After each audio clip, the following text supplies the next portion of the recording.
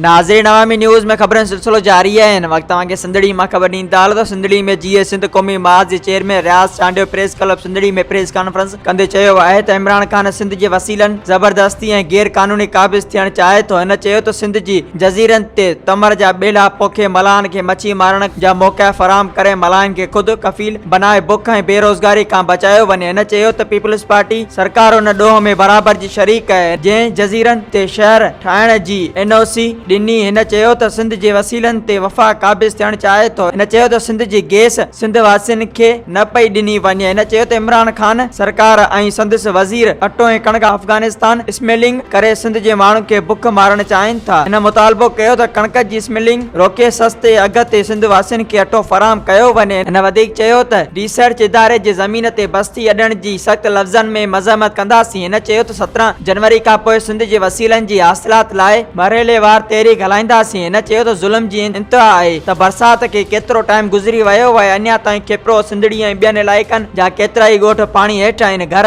किरी तबाह थी विया आहिनि, ज़मीन अञा ताईं पाणी में बुॾल आहे, पर सरकार का बि वार न कई आहे। मज़ीद खबरों और तफसीलात के लिए विजिट करें हमारी वेबसाइट www.awamiNewsHD.com।